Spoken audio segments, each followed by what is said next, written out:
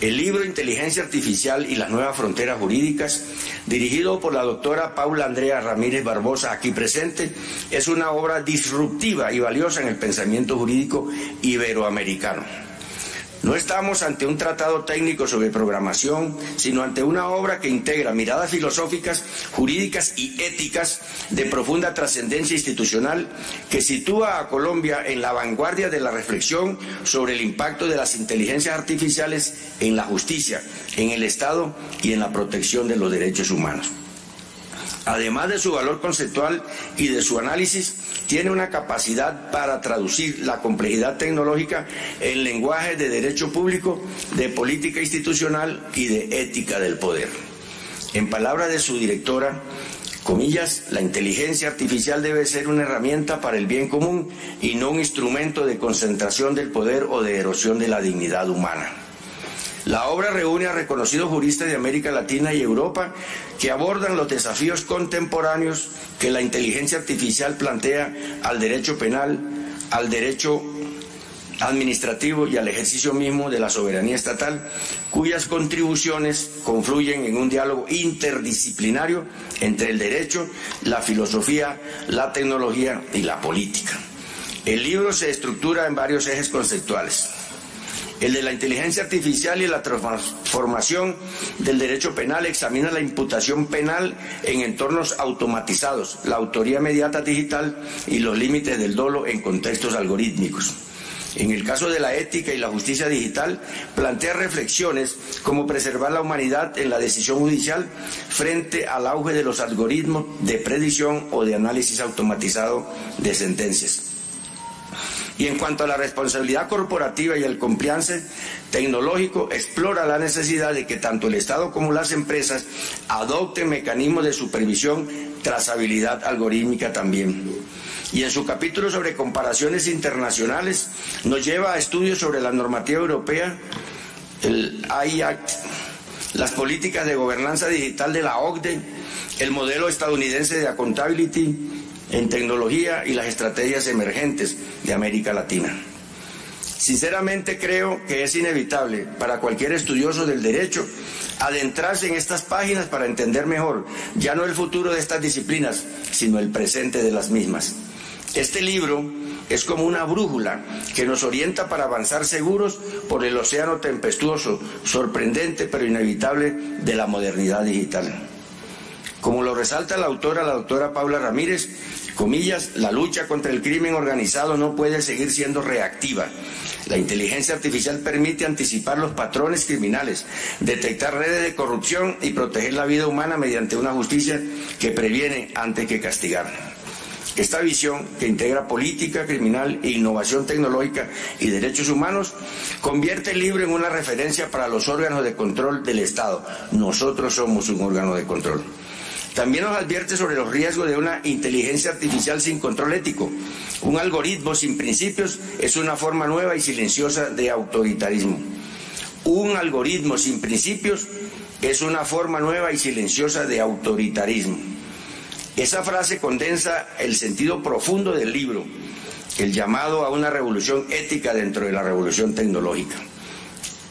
La relevancia institucional de esta obra para el servicio público colombiano es evidente. En sus páginas encontramos una guía doctrinal y práctica para la modernización ética del Estado. El libro propone estrategias que la Procuraduría General de la Nación debe acoger y como políticas públicas de vigilancia y control en la era digital. La ética algorítmica institucional nos plantea desarrollar marcos normativos que regulen la toma de decisiones automatizadas en la administración pública, garantizando que sean explicables, auditables y humanísticas. También propone una debida diligencia tecnológica para incorporar la revisión técnica y jurídica de toda herramienta de inteligencia artificial usada por el Estado, asegurando que respete el debido proceso y los derechos fundamentales. En materia de prevención de la corrupción digital, un asunto de sumo interés para la Procuraduría, nos alienta a estar alerta sobre el uso indebido de datos, manipulación de algoritmos o sesgos institucionales mediante autorías continuas de sistemas de información pública. De la mayor importancia resulta la protección de la dignidad y privacidad de los ciudadanos para asegurar que la inteligencia artificial no se convierta en una amenaza al principio constitucional de intimidad ni al derecho a la igualdad ante la ley. Y nos convoca al fortalecimiento del control disciplinario con inteligencia artificial para que la Procuraduría pueda incorporar herramientas inteligentes en la trazabilidad de las actuaciones, la identificación temprana de riesgo de corrupción y la transparencia procesal.